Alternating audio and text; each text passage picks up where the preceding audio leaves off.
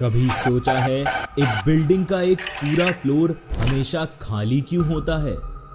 क्या सच में मरने के बाद रूहें आजाद हो जाती हैं? एक बिल्डिंग के 7th फ्लोर पर कुछ ऐसा छुपा है जो दुनिया के सामने नहीं आया। राहुल एक नए शहर का सपना देखने वाला इंजीनियर जब उस फ्लोर की असल सच्चाई के सामने आता है तो उसके साथ वो रात भी हमेशा के लिए बदल जाती है। क्या आप उस रात की कहानी सुनने के लिए तैयार हैं? डर की इस नई दुनिया में आपका स्वागत है। आज की कहानी शुरू होती है मुंबई में शिफ्ट हुए एक इंजीनियर राहुल से। कहानी में आगे बढ़ें उससे पहले अगर आपने अभी तक चैनल को फॉलो एंड सब्सक्राइब नहीं किया है तो उसे अभी कर लें ताकि हर वीक आप हमारी हॉरर स्टोरीज मिस ना करें। आइए बढ़ते हैं कहानी की ओर। कई बार सस्ती चीजों के पीछे भागना कभी कभी महंगा पड़ता है और राहुल के साथ भी कुछ ऐसा ही होने वाला था। राहुल एक एस्पायरिंग इंजीनियर नए शहर के जगमगाते सपनों के पीछे अपना हर कदम बढ़ाता जा रहा था, लेकिन उसे पता नहीं था कि इस सफर के एक मोड़ पर उसका सामना अंधेरों के ऐसे सच से होगा जो उसकी जिंदगी बदल देगा। बजट टाइट था और अकोमोडेशन के लिए हर ऑप्शन एक्सप्लोर कर रहा था। तभी एक ब्रोकर ने एक बिल्डिंग का जिक्र किया। एक पुरानी 10 माले की बिल्डिंग, काफी खाली लेकिन एकदम बजट के अंदर। राहुल ने बिना ज्यादा सोचे कॉन्ट्रैक्ट साइन कर दिया। उसे फ्लैट 5th फ्लोर पर मिला।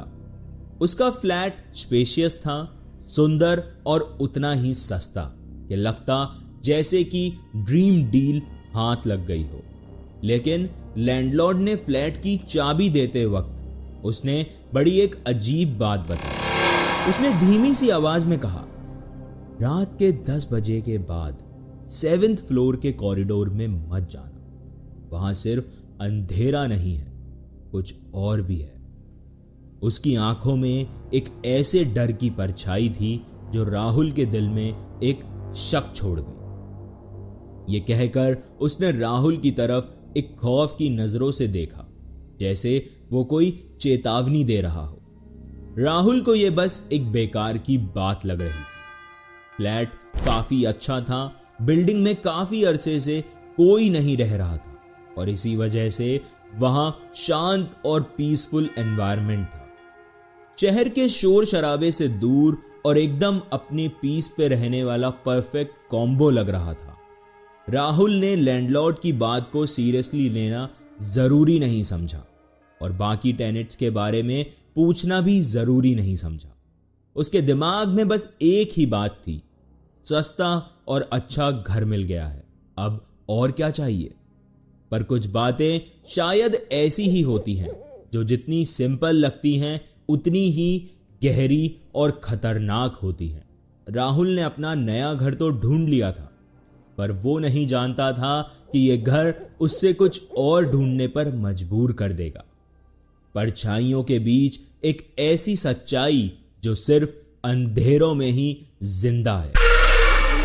राहुल का फ्लैट काफी स्पेशियस और क्लीन था, लेकिन बिल्डिंग के अंदर एक अजीब सा डेड साइलेंस था। ये साइलेंस ना सिर्फ कानों तक सीमित था बल्कि उसके दिल तक भी पहुंच रहा था, जैसे कोई अनजानी चीज उसे कॉन्टिन्यूसली देख रही हो। बिल्डिंग के रेजिडेंट्स भी उतने ही अजीब थे। ग्राउंड फ्लोर पर एक बुढ़िया रहती थी जो हमेशा खिड़की के पीछे से दुनिया को देखती रहती थी।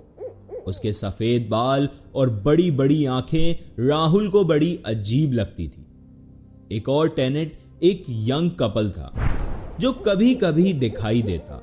उनका बिहेवियर और उनका बिना बात किए बगल से गुजरना राहुल को बड़ा ही अजीब लगता।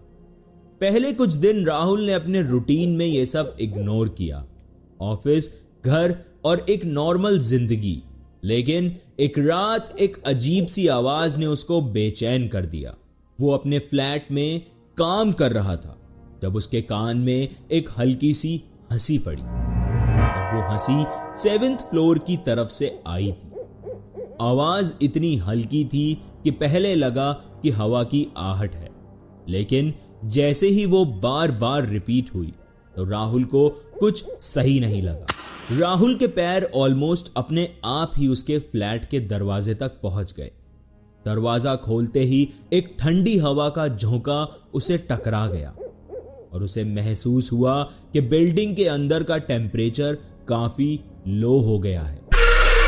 धीरे से वो सीढ़ियों की तरफ बढ़ने लगा, जैसे कोई इनविजिबल फोर्स उसे खींच रही हो।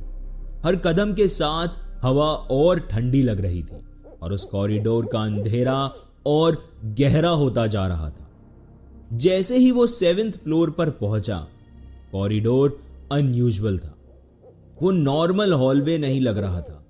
लाइट्स बार बार फ्लिकर कर रही थी और हर बार लाइट ब्लिंक करते ही कॉरिडोर उससे और ज्यादा लंबा लगने लगा, जैसे कोई इन्फिनिट टनल हो। उस कॉरिडोर में एक अजीब सा शोर छुपा हुआ था। राहुल का दिल एकदम तेज धड़कने लगा, लेकिन फिर भी कुछ क्लियर दिखाई नहीं दे रहा था। तभी एक और हंसी उसके कान में पड़ी, पर इस बार वो बिल्कुल पीछे से आई थी, जैसे कोई उसके बिल्कुल नजदीक खड़ा हो। राहुल ने घबराकर पीछे देखा, लेकिन पीछे कोई नहीं था। उसका दिमाग उससे कह रहा था शायद हेलुसिनेशन हो रही है, पर उसके दिल की धड़कन और तेजी से बोल रही थी, नहीं, कुछ तो गलत है। उसका इंट्यूशन अब उसकी क्यूरोसिटी से लड़ाई कर रहा था, लेकिन उसे वहां पर एक और चीज फील हुई, परछाई। वो परछाई उसकी नॉर्मल रिफ्लेक्शंस नहीं लग रही थी। उनका मूवमेंट राहुल के साथ सिंक नहीं हो रहा था।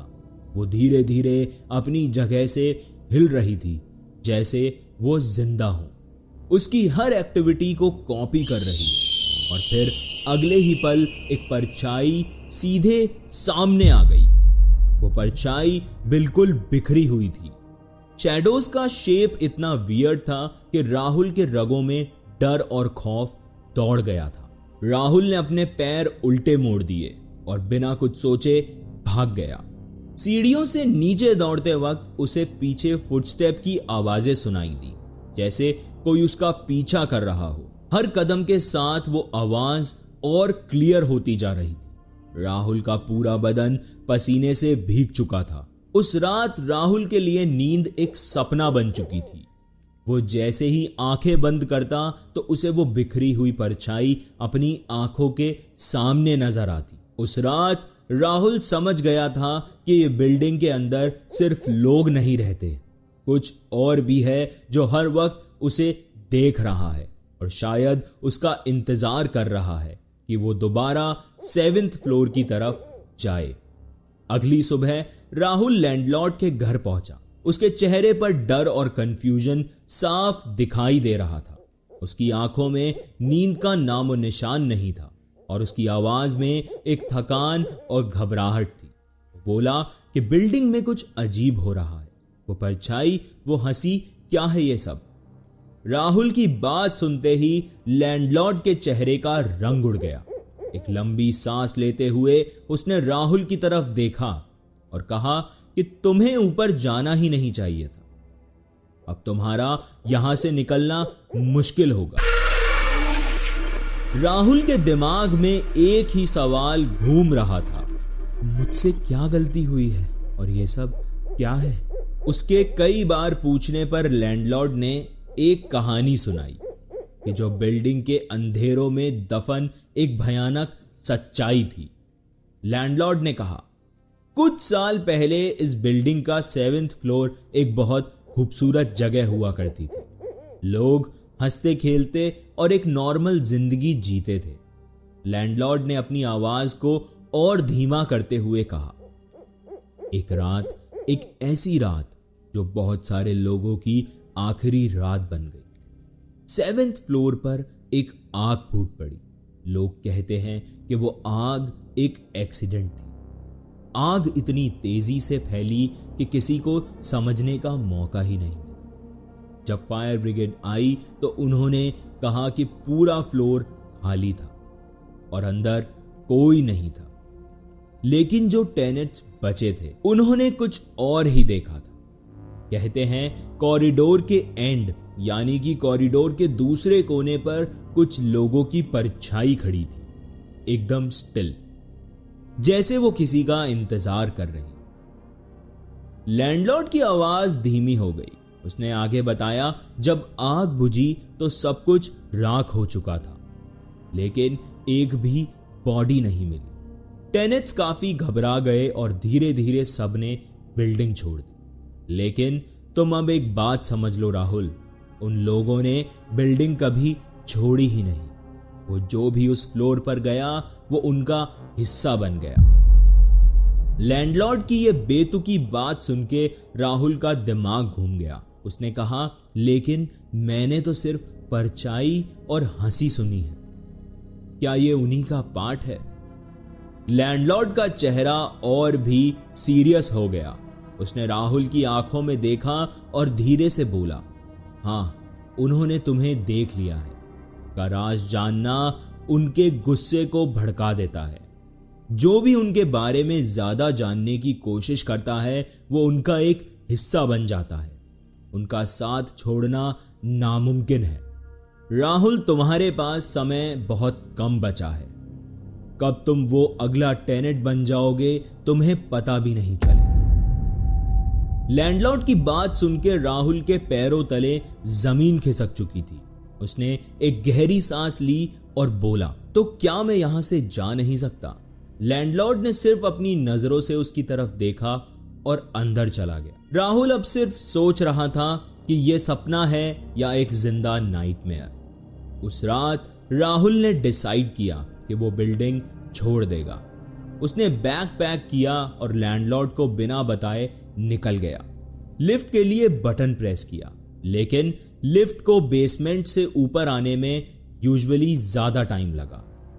दिल की धड़कन तेज हो चुकी थी और हर पासिंग मोमेंट के साथ लग रहा था जैसे उसे कोई देख रहा हो।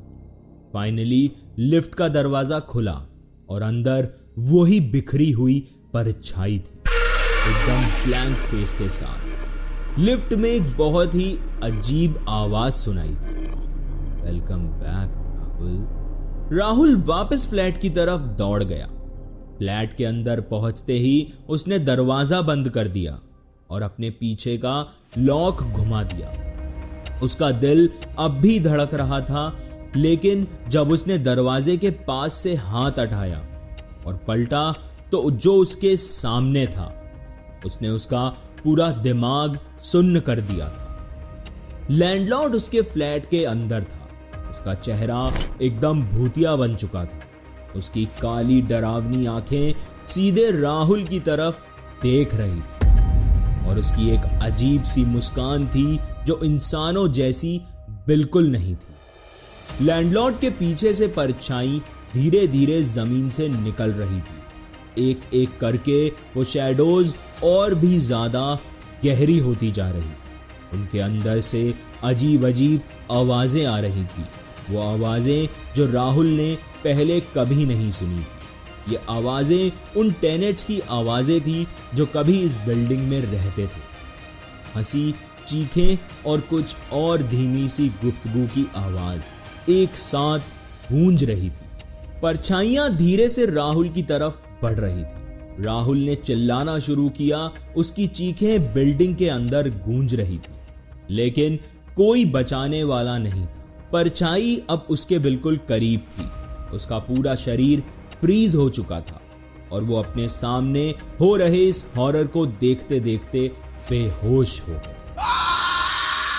सुबह हुई और लैंडलॉर्ड के फ्लैट का डोर खुला। बिल्डिंग अब बिल्कुल नॉर्मल लग रही थी, लेकिन राहुल के फ्लैट का दरवाजा अंदर से बंद था।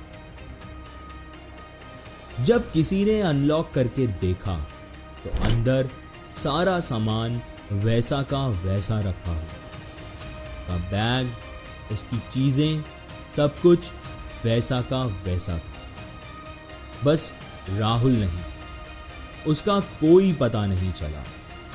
उस रात से एक और टेनेट 7th फ्लोर कॉरिडोर का हिस्सा बन चुका था। अब वो उन परछाइयों के साथ वो भी वहां था, हर उस विजिटर के इंतजार में जो बिल्डिंग के रेनोवेशन के पीछे का सच समझने की कोशिश करते, और जो भी उस कॉरिडोर में जाने की हिम्मत करता, उसकी परछाई कभी भी वापस नहीं लौटी। ये थी 7th फ्लोर की अनसुनी दास्तान, एक ऐसी कहानी जो सस्ते फ्लैट के सपने को कब नाइटमेयर में बदल देती है, पता ही नहीं चलता।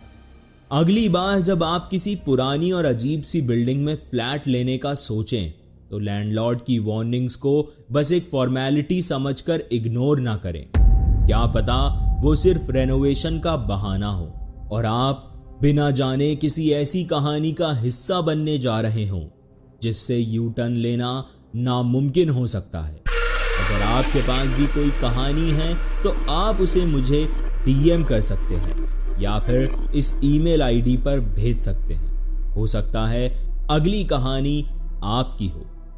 आज की कहानी आपको कैसी लगी हमें कमेंट्स में ज़रूर बताएं। अगर आप ये कहानी Spotify या YouTube पर सुन रहे हैं तो चैनल को फॉलो करें एंड नोटिफिकेशन बेल आइकन दबाना ना भूलें। जल्द मिलेंगे आपसे नेक्स्ट फ्राइडे एक और हॉन्टेड कहानी के साथ। धन्यवाद।